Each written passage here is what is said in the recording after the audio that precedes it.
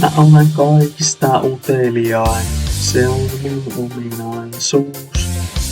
Töitä kesäksi haluan ja tein sen eteen täällä.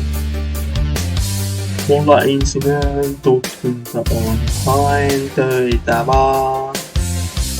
Ja asiaan jokaisen mä pystyn oppimaan. Palvelimet, mistä osaamista on.